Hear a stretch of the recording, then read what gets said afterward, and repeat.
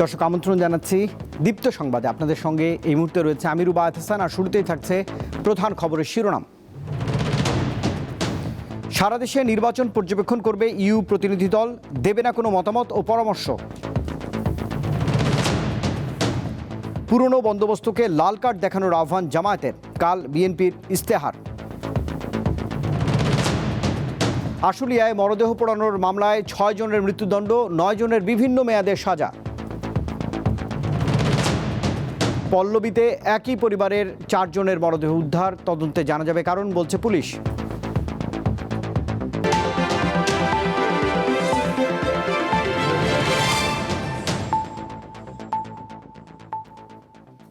এবারে পুরো আয়োজন। নির্বাচনে 64টি জেলায় ইউরোপীয় ইউনিয়নের পর্যবেক্ষক দল কাজ করবে, তবে নির্বাচন নিয়ে কোনো ধরনের মতামত, পরামর্শ বা সংশোধনী দেবে না, এমনটাই জানিয়েছেন ইইউ পর্যবেক্ষক দলের প্রধান ইভার্স ইজাবস। এছাড়া নারী ও সংখ্যালঘু সহ সকলের ভোট প্রয়োগে সমান সুযোগের প্রত্যাশা করেছেন তিনি। এদিকে অপতথ্য প্রচার রোধে মেটার সঙ্গে আলোচনা চলছে উল্লেখ করে ইসি সচিব জানিয়েছেন, এরই মধ্যে 116টি আসনে ব্যালট পাঠানো হয়েছে। দরজায় কড়া নাড়ছে বহুল কাঙ্ক্ষিত ত্রয়োদশ জাতীয় সংসদ নির্বাচন। অবাধ, সুষ্ঠু ও শান্তিপূর্ণ ভোটের জন্য এরই মধ্যে সকল প্রস্তুতি সম্পন্ন করেছে নির্বাচন কমিশন। 1.5 যুগ পর এবার ইউরোপীয় ইউনিয়ন সরাসরি নির্বাচন পর্যবেক্ষণ করছেন। এরই ধারাবাহিকতায় বিকেলে নির্বাচন ভবনে সিইসির সাথে বৈঠক করেন পর্যবেক্ষক দল। পরে প্রতিনিধি দলের প্রধান জানান, সারা দেশে নির্বাচন পর্যবেক্ষণ করলেও কোনো মতামত দেবেন না তারা। ইউরোপীয় ইউনিয়ন আশা করছে বাংলাদেশে একটি গ্রহণযোগ্য ও অংশগ্রহণমূলক নির্বাচন অনুষ্ঠিত হবে। 300 আসনে নির্বাচনী পরিবেশ নিয়ে 64 জেলায় পর্যবেক্ষণ করবে ইইউ। আগামী নির্বাচনে নারী, সংখ্যালঘু সহ সকল সম্প্রদায়ের স্বতঃস্ফূর্ত অংশগ্রহণ প্রত্যাশা করে ইইউ। আইন শৃঙ্খলা পরিস্থিতি, মিথ্যা, ভুল ও অপতথ্য নিয়েও ইসির সাথে কথা হয়েছে। নির্বাচন কমিশনের সচিব বলেন, অপতথ্য রোধে মেটার সাথে আলোচনা চলছে। এ বিষয়ে নির্বাহী ম্যাজিস্ট্রেট মাঠে কাজ করছেন বলেও জানান তিনি। ওনারা জানতে চেয়েছিলেন যে আমরা মেটা সাথে কোনো আলোচনা করেছে কিনা বা হচ্ছে কিনা।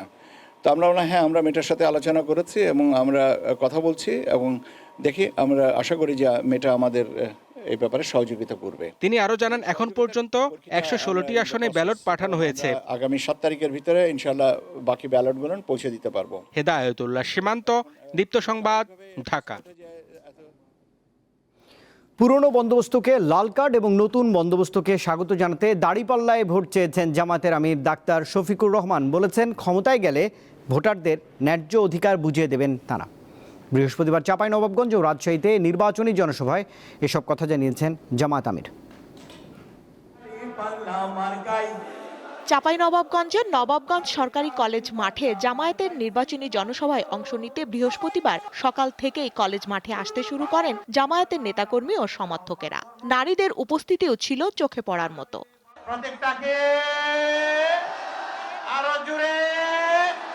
জনসভায় জামায়াতের আমির বলেন, প্রতিটি নদী যেখানে বাদ দিলে বাংলাদেশ তার পানির ন্যায্য অধিকার বুঝে পাবে, সেখানেই বাদ দেওয়া হবে। দাঁড়িপাল্লায় ভোট দিলে ভোটারদের ন্যায্য অধিকার বুঝিয়ে দেওয়া হবে বলেও জানান তিনি। যেখানে বাদ দিলে, ব্যারেজ দিলে বাংলাদেশ পানি পাবে, সেখানেই ব্যারেজ নির্মাণ করা হবে ইনশাআল্লাহ। আমরা ঘোষণা দিয়েছি, পুরো উত্তরবঙ্গকে আমরা কৃষি শিল্পের রাজধানীতে পরিণত করব। যেখানে বিশ্ববিদ্যালয় দরকার সেখানে বিশ্ববিদ্যালয় হবে, যেখানে সংরক্ষণাগার দরকার সেখানে হবে, যেখানে পরীক্ষাগার দরকার, গবেষণাগার দরকার সেখানে গবেষণাগার গড়ে তোলা হবে। ইনকিলাব, ইনকিলাব। পরে রাজশাহীর ঐতিহাসিক মাদ্রাসা মাঠে নির্বাচনী জনসভায় বক্তব্য রাখেন জামায়াতে আমির। বলেন, ভোট ডাকাত, ভোট চোর, ভোট ইঞ্জিনিয়ার কাউকেই কোনো ছাড় দেওয়া হবে না। কোনো ভোট ডাকাত, ভোট চোর, ভোট ইঞ্জিনিয়ার কাউকে আমার কোনো ছাড় নেই। শিলা মজবুত করে, হাত শক্ত করে আমাদেরকে দাঁড়াই যেতে হবে এবং আমরা ইনশাল্লাহ পারবো। ইনশাল্লাহ আমাদেরকে পারতে হবে, না হয় বাংলাদেশ হেরে যাবে। এদিন নওগাঁ ও নাটোরে জনসভায় অংশ নেন জামায়াতে আমির। স্বস্তিকা সিংহ, দীপ্ত, বার্তা কক্ষ। আগামীকাল নির্বাচনী ইশতেহার ঘোষণা করবে বিএনপি, এমনটাই জানিয়েছেন দলের জ্যেষ্ঠ যুগ্ম মহাসচিব রুহুল কবির রিজভী। বৃহস্পতিবার যৌথ সভা শেষে রাজধানীর নয়াপল্টনে দলের কেন্দ্রীয় কার্যালয়ে সংবাদ সম্মেলনে তিনি একথা জানিয়েছেন। রিজভী বলেন, শুক্রবার বিকেল 3টায় হোটেল সোনারগাঁওয়ে নির্বাচনী ইশতেহার ঘোষণা করা হবে এই দলটির পক্ষ থেকে। 8 ফেব্রুয়ারি দুপুর 2টায় বিএনপির শেষ জনসভা অনুষ্ঠিত হবে নয়াপল্টনে দলের কেন্দ্রীয় কার্যালয়ের সামনে। এতে প্রধান অতিথি থাকবেন বিএনপির চেয়ারম্যান তারেক রহমান। শেষ জনসভা সফল করতে সব ধরনের প্রস্তুতি নেওয়া হয়েছে। ঢাকা ও আশপাশের প্রার্থীরা এতে উপস্থিত থাকবেন।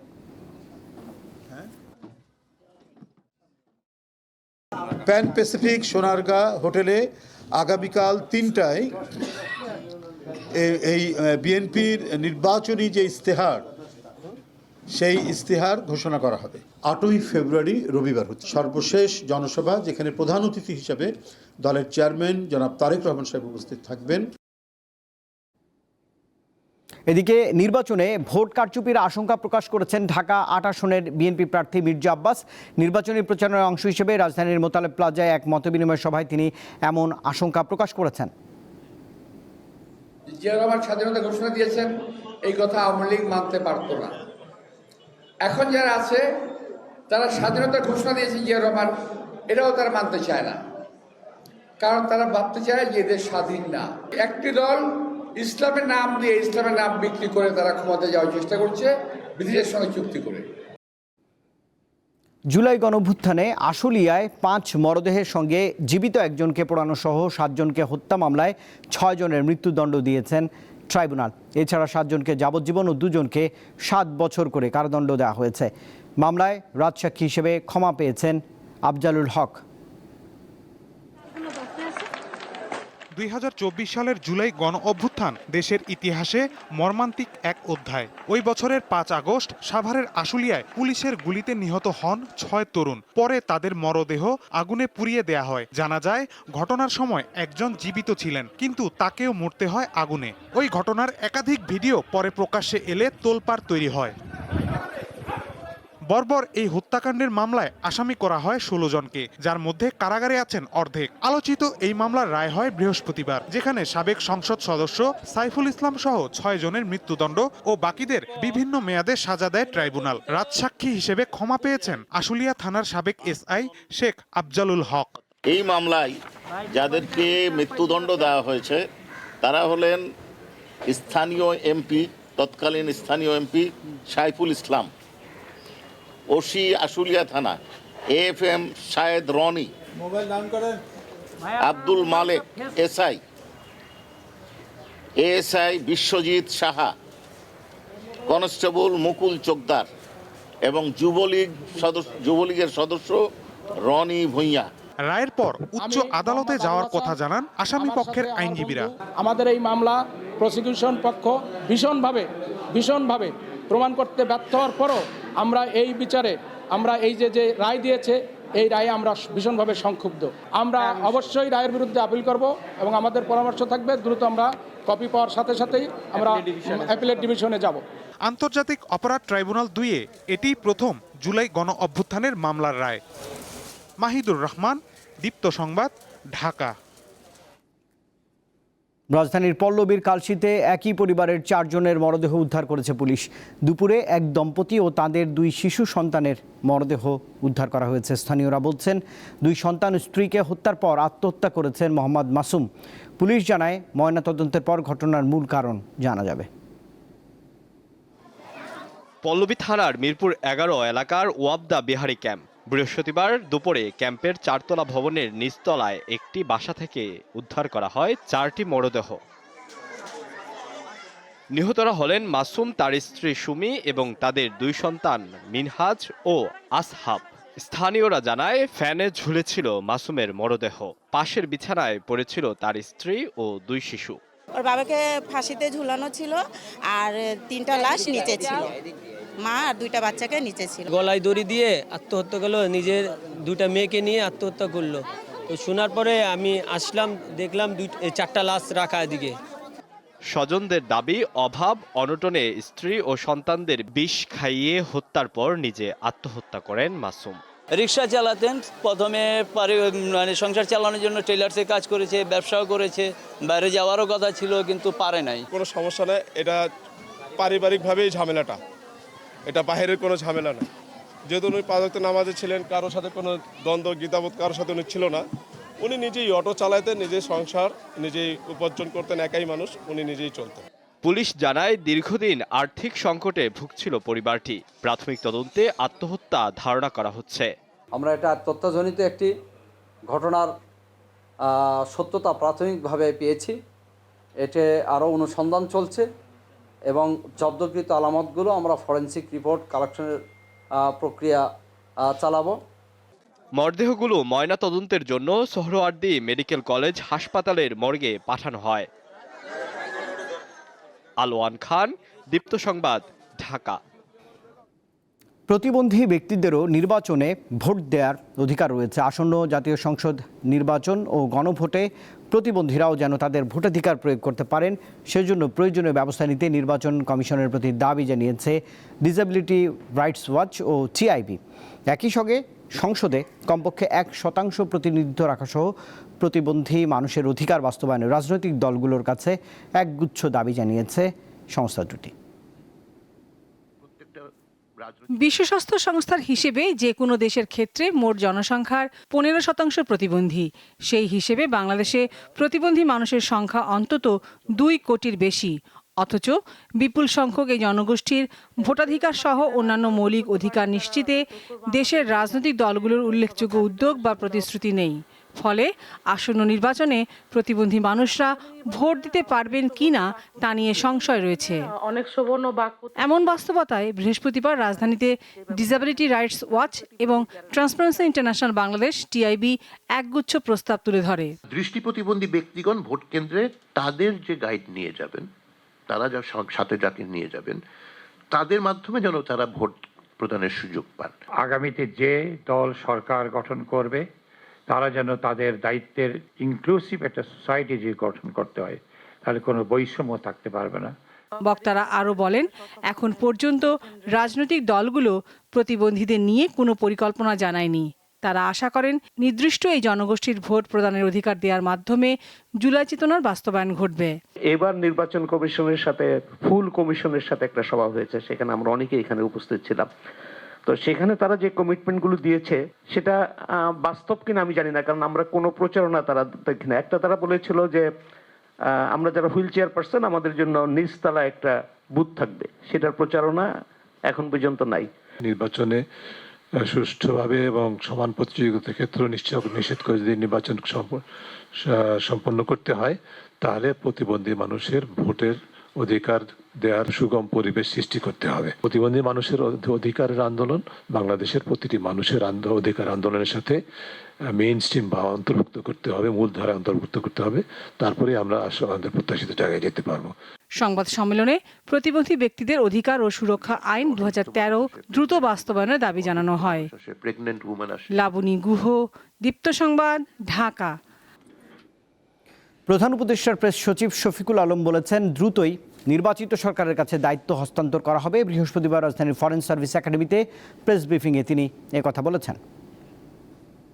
সবচেয়ে দ্রুততম সময়ে হ্যান্ডওভার হবে। এটা যদি দেখা যায় যে 3 দিনের মধ্যে যদি এমন হয় যে ইলেকশন এমপিরা শপথ নিয়েছে, নেওয়ার পরে সংখ্যাগরিষ্ঠ দল লিডারকে ডাকা হচ্ছে যে আপনি আসেন শপথ নেন as a new prime minister, আমরা 3 দিনের মধ্যে এটা হয়ে যেতে পারে। মানে 15 ফেব্রুয়ারিতেও হয়ে যেতে পারে, এটা 16 ফেব্রুয়ারিতেও হতে পারবে।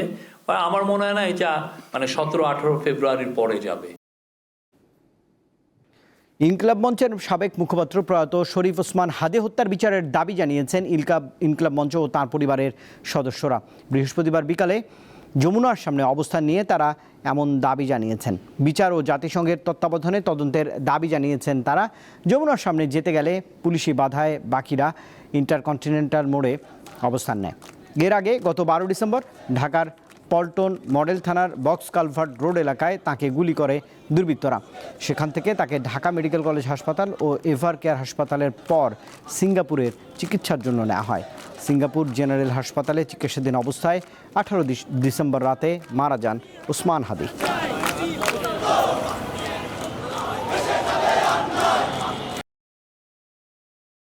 শেষ সময়ে সারা দেশে নির্বাচনী প্রচারণায় ব্যস্ত সময় পার করছেন প্রার্থীরা। সকাল থেকে রাত পর্যন্ত ভোটারদের কাছে যাচ্ছেন নানা প্রতিশ্রুতি নিয়ে। চট্টগ্রাম 6 আসনে বিএনপির প্রার্থী গিয়াসউদ্দিন কাদের চৌধুরী নির্বাচনী প্রচারণায় অংশ নিয়ে মাদক প্রতিরোধের ঘোষণা দিয়েছেন।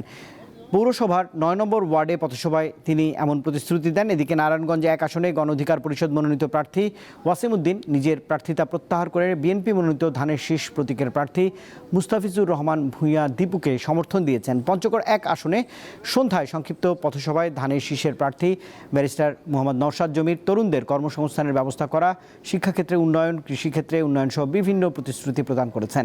এই আসনে প্রতিদ্বন্দ্বী 7 জন প্রার্থীর মধ্যে আছেন 11 দলীয় প্রার্থী এনসিপির উত্তরাঞ্চলের মুখ্য সংগঠক সার্জিস আলম। লক্ষ্মীপুরে বিএনপি জাতীয় পার্টির 1.5 শতাধিক নেতাকর্মী জামায়াত ইসলামে যোগদান করেছেন।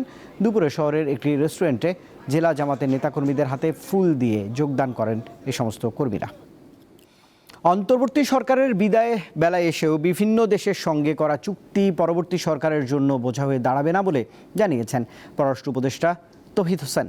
পররাষ্ট্র মন্ত্রণালয়ে গণমাধ্যম কর্মীদের সঙ্গে মতবিনিময় সভায় তিনি এই কথা বলেছেন। পররাষ্ট্র উপদেষ্টা আরও বলেন, বর্তমান সরকার অনেক ইস্যু এগিয়ে দিচ্ছে যাতে পরবর্তী সরকারের জন্য কাজ করা সহজ হয়। অন্তর্বর্তীকালীন সরকার ভারতের সঙ্গে একটি সম্মানজনক ও নির্বিঘ্ন সম্পর্ক চাইলেও তা কার্যত স্থবির রয়েছে। তিনি প্রত্যাশা করেছেন পরবর্তী সরকারের সময় এই সম্পর্ক স্বাভাবিক হবে।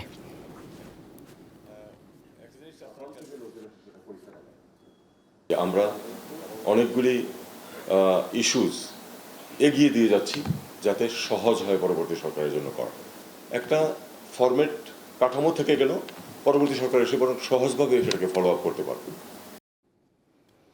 আসন্ন নির্বাচনে সামাজিক যোগাযোগ মাধ্যমে অপপ্রচারকে সবচেয়ে বড় হুমকি বলে মনে করছে বাংলাদেশ সেনাবাহিনী। তবে সবাইকে সঙ্গে নিয়ে অপপ্রচার রুখতে প্রস্তুত তারা। এছাড়া অবাধ, সুষ্ঠু, নিরপেক্ষ নির্বাচন সম্পন্ন করতে প্রস্তুত রয়েছে সেনাবাহিনী। রাজধানীতে ব্রিফিংয়ে সাংবাদিকদের এসব তথ্য জানান সেনা সদরের মিলিটারি অপারেশনস পরিদপ্তরের পরিচালক। সকালে রাজধানীর গুলিস্তানের জাতীয় ফুটবল স্টেডিয়ামে ইন-8 টু সিভিল পাওয়ারের আওতায় নিয়োজিত সেনাবাহিনীর কার্যক্রম পরিদর্শন করেন সেনাপ্রধান ওয়াকারুজ্জামান। এ সময় তিনি নির্বাচন সংশ্লিষ্টদের সঙ্গে মতবিনিময় করেন। সেই সাথে দায়িত্বরত সেনা সদস্যদের উদ্দেশ্যে দিক নির্দেশনামূলক বক্তব্য রাখেন। পরে ঢাকা মহানগর আর্মি ক্যাম্পে সংবাদ সম্মেলনে ব্রিগেডিয়ার জেনারেল মঞ্জুর হোসেন জানান, এবারের নির্বাচনে শান্তিপূর্ণ পরিবেশ নিশ্চিত করতে মাঠে থাকবে 1 লাখ সেনা সদস্য। সুষ্ঠু নির্বাচনের জন্য সব ধরনের প্রস্তুতির কথা জানিয়ে তিনি বলেন, এখন পর্যন্ত কোনো ধরনের ঝুঁকি নেই। নির্বাচন কমিশন এবং অন্তর্বর্তী সরকারের যে সংশ্লিষ্ট মন্ত্রণালয়গুলো আছে, অসামরিক প্রশাসন, আইনশৃঙ্খলা রক্ষাকারী বাহিনী, গণমাধ্যম এবং জনগণকে সাথে নিয়ে একটি সুষ্ঠু অবাধ নির্বাচনের জন্য বাংলাদেশ সেনাবাহিনী অসামরিক প্রশাসনকে সহযোগিতা প্রদানের জন্য সার্বক্ষণিকভাবে প্রস্তুত রয়েছে। নির্বাচনী মাঠে সর্বোচ্চ বল প্রয়োগের বিষয়ে জানতে চাওয়া হলে এই কর্মকর্তা বলেন, সেনাবাহিনী সুশৃঙ্খল একটি বাহিনী। আইনের মধ্যে থেকে পর্যায়ক্রমে সব ধরনের পদক্ষেপ নেওয়া হবে। দেশের সাধারণ মানুষ যাতে নির্বিঘ্নে নির্ভয়ে ভোট কেন্দ্রে যেতে পারে এবং তার ভোটটা সে দিতে পারে, এটা নিশ্চিত করা হবে আমাদের অন্যতম দায়িত্ব। আমরা আইনের আওতায় থেকে সেই রুলস অফ এঙ্গেজমেন্ট অনুসরণ করে আমরা আমাদের দায়িত্ব পালন করে থাকি। যদি সত্যি কোনো ক্ষেত্রে অতিরিক্ত বল প্রয়োগের প্রয়োজন হয়, তাহলে রুলস অফ এঙ্গেজমেন্টে যে ক্রমান্বয়ে ধারা দেওয়া আছে, যে ক্রমান্বয়ে বল প্রয়োগের মাত্রা বৃদ্ধির একটা প্রক্রিয়া আছে, সেটা অনুসরণ করে প্রয়োজনীয় ব্যবস্থা গ্রহণ করা হবে। সামাজিক যোগাযোগ মাধ্যমে অপপ্রচার রোধে গণমাধ্যমের সহায়তাও চান সেনাবাহিনীর এই কর্মকর্তা। তথ্য নির্ভর সংবাদ আপনারা যদি প্রকাশ করেন, তাহলে এই সকল মিথ্যাচার এবং অপতথ্য প্রচার প্রতিরোধ করা সহজতর হবে। দীপ্ত সংবাদ, ঢাকা। চট্টগ্রাম বন্দরের চুক্তি কোনোভাবেই ঠেকানো যাবে না। যদি কর্মসূচি থেকে আন্দোলনকারীরা সরে না আসে, সরকার হার্ডলাইনে যাবে বলে মন্তব্য করেছেন নৌ পরিবহন উপদেষ্টা এম শাখাওয়াত হোসেন। এদিকে উপদেষ্টার সঙ্গে আলোচনার পর শুক্র ও শনিবার কর্মবিরতি স্থগিত করেছে বন্দর রক্ষা সংগ্রাম পরিষদ। নৌপরিবহন উপদেষ্টার আগমনকে কেন্দ্র করে বৃহস্পতিবার সকাল থেকেই চট্টগ্রাম বন্দরের ৪ নম্বর গেটে অবস্থান নেন আন্দোলনকারীরা। সকাল 10:30টার কিছু পর উপদেষ্টা বন্দরের গেটে পৌঁছালে তাকে ঘিরে স্লোগান দিতে থাকেন তারা। 11টায় বন্দর কর্তৃপক্ষের সঙ্গে বৈঠকে বসেন তিনি, তবে কোনো সমাধান ছাড়াই শেষ হয় বৈঠক। পরে দুপুরে আন্দোলনকারীদের সঙ্গে বৈঠক হলেও কোনো সমাধান আসেনি। নৌ উপদেষ্টা জানান, হার্ড লাইনে যেতে পারে সরকার। এটা গ্রহণযোগ্য নয়, কারণ এটা মানুষকে কষ্ট দেওয়া। চুক্তি বোধহয় ঠেকানো যাবে না, কিন্তু চুক্তিটা কি লেভেলে হবে সেটা হলো কথা। কোর্টও ওই বক্তব্যের সাথে একমত হয়েছে, অনেক একমত হয়েছে। আশা করি না যে কোনো কিছু চাপায়া দেওয়ার মতো কোনো কিছু এই সরকার করবে। বৈঠকের পরে উপদেষ্টার আশ্বাসের ভিত্তিতে শুক্র ও শনিবার কর্মসূচি স্থগিত করে চট্টগ্রাম বন্দর রক্ষা সংগ্রাম পরিষদ। তবে সিদ্ধান্তর পরিবর্তন না হলে আবারও কর্মবিরতিতে যাওয়ার হুঁশিয়ারি দেন নেতারা। এনসিটি ডিপিওএলকে না দেওয়ার জন্য উনি অথরিটি না, ওনার উপরেও রাষ্ট্রের অথরিটি আছে। উনি সরকারের সাথে কথাবার্তা বলে আমাদেরকে যত দ্রুত সম্ভব উনি 2-1 দিনের মধ্যে আমাদেরকে অবহিত করবেন। আরও 5 ক্যাটাগরির শ্রমিক কর্মচারীরা রয়েছে। রমজান সব কিছু বিবেচনা করে আমরা শনিবারের মধ্যে যদি সিদ্ধান্ত না আসে তাহলে রোববার থেকে আমাদের কর্মসূচি পুনরায় চলবে। এদিকে বন্দর ব্যবহারকারীরা জানান, লাগাতার কর্মবিরতির কারণে হাজার হাজার কোটি টাকার ক্ষতির মুখে পড়বেন তারা। ক্ষতি হবে অলরেডি 3 থেকে 3,000 কোটি টাকার মতো ক্ষতি অলরেডি হয়ে গেছে। জনগণের যে কষ্টটা হবে, দ্রব্যমূল্যের যে ঊর্ধ্বগতি হবে, এটা কল্পনাতীত। কারণটা হলো যেই ক্ষতিটা হচ্ছে ব্যবসায়ীরা তা ওদের পকেট থেকে দিবে না। এই ড্যামারেজ বলেন সবকিছু কিন্তু আলটিমেট ভোক্তার কারেই পড়বে। বন্দরের নিউমোরিং কন্টেনার টার্মিনাল এনসিটি বিদেশি প্রতিষ্ঠানের কাছে ইজারা দেওয়ার সিদ্ধান্তের প্রতিবাদে শ্রমিকদের কর্মবিরতিতে অচল হয়ে পড়েছে চট্টগ্রাম বন্দর। সাদিয়া চৌধুরী, দীপ্ত, বার্তা কক্ষ। এই বছর 9 ব্যক্তি ও একটি প্রতিষ্ঠানকে 21শে পদকের জন্য মনোনীত করেছে অন্তর্বর্তীকালীন সরকার। বিভিন্ন ক্ষেত্রে গুরুত্বপূর্ণ অবদান রাখায় এই পদক পাবেন তারা। বৃহস্পতিবার সংস্কৃতি বিষয়ক মন্ত্রণালয়ের এই প্রস্তাবনা উপদেষ্টা পরিষদ অনুমোদন দিয়েছে। 21শে পদকের জন্য মনোনীত ব্যক্তিরা হলেন চলচ্চিত্রে ববিতা, সঙ্গীতে এলআরবির প্রতিষ্ঠাতা আয়ুব বাচ্চু, সাংবাদিকতায় শফিক রেহমান, চারুকলায় অধ্যাপক ডক্টর মোহাম্মদ আব্দুস সাত্তার, স্থাপত্যে স্থপতি মেরিনা তাবাসসুম, লোকজ সংস্কৃতিতে ইসলাম উদ্দিন পালাকার, শিক্ষায় অধ্যাপক মাহবুবুল আলম মজুমদার, ভাস্কর্যে তেজস হালদার যশ এবং নৃত্যে অর্থী আহমেদ। এছাড়া প্রতিষ্ঠান হিসেবে সঙ্গীতে ব্যান্ড দল ওয়ারফেস মনোনীত হয়েছেন 21শে পদকে।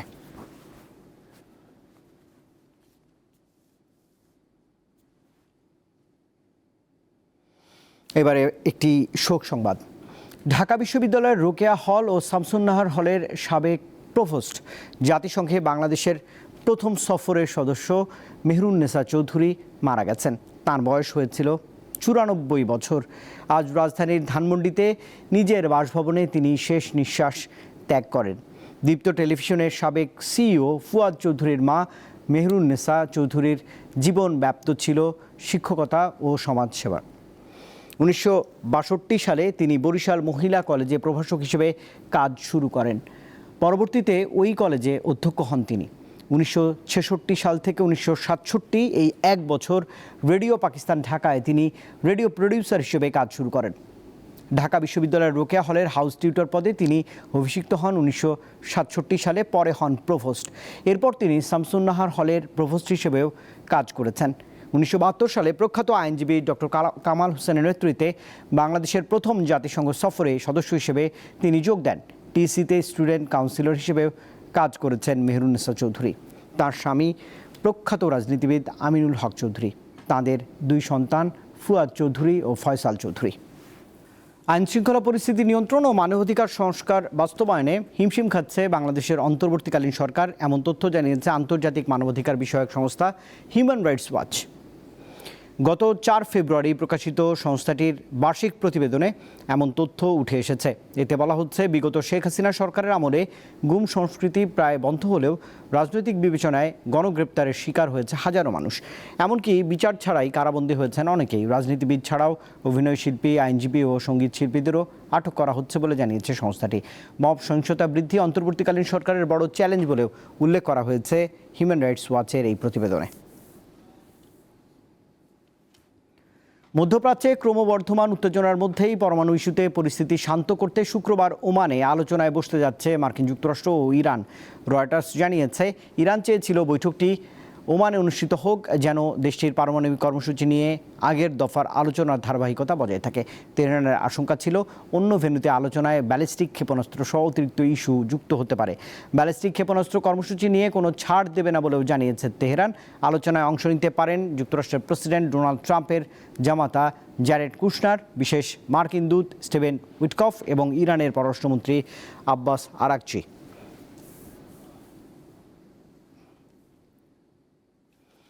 পাকিস্তান সুপার লিগের নিলামের আগেই মুস্তাফিজুর রহমানকে দলে নিয়েছে লাহোর কালান্দার্স। দলটি সামাজিক যোগাযোগ মাধ্যমে জানিয়েছে, এবারের আসরের জন্য বাংলাদেশের বাঁহাতি পেসারের সঙ্গে সরাসরি চুক্তি হয়েছে তাঁদের। নিয়ম অনুযায়ী সরাসরি চুক্তির ক্ষেত্রে অর্থের অঙ্ক প্রকাশ করতে হয়। দলটি জানিয়েছে, মুস্তাফিজুরের সঙ্গে 6,44,00,000 পাকিস্তানি রুপির চুক্তি করা হয়েছে, যা বাংলাদেশি টাকায় 2,81,00,000 টাকার বেশি। বাংলাদেশের পাশে দাঁড়াতে টি-20 বিশ্বকাপে ভারতের বিপক্ষে ম্যাচ বয়কটের সিদ্ধান্ত নিয়েছে পাকিস্তান, এমনটা জানিয়েছেন দেশটির প্রধানমন্ত্রী শেহবাজ শরীফ। বুধবার ইসলামাবাদে মন্ত্রিসভার বৈঠকে তিনি এই মন্তব্য করেছেন। আর বাংলাদেশের পাশে থাকার কথা উল্লেখ করে শেহবাজ শরীফ বলেন, পাকিস্তান খুব ভেবেচিন্তে এই সিদ্ধান্ত গ্রহণ করেছে। এদিকে নিজেদের অবস্থান পরিষ্কার করায় পাকিস্তানের প্রধানমন্ত্রীকে ধন্যবাদ জানিয়েছেন বাংলাদেশের যুব ও ক্রীড়া উপদেষ্টা ডক্টর আসিফ নজরুল। সামাজিক যোগাযোগ মাধ্যম ফেসবুকে এক পোস্টে এই ধন্যবাদ জানিয়েছেন ক্রীড়া উপদেষ্টা।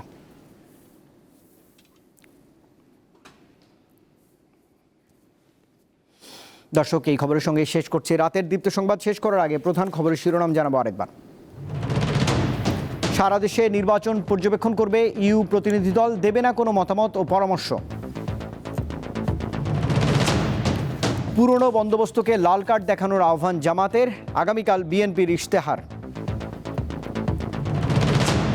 আশুলিয়ায় মরদেহ পোড়ানোর মামলায় 6 জনের মৃত্যুদণ্ড, 9 জনের বিভিন্ন মেয়াদে সাজা। রাজধানীর পল্লবীতে একই পরিবারের 4 জনের মরদেহ উদ্ধার, তদন্তে জানা যাবে কারণ, বলছে পুলিশ।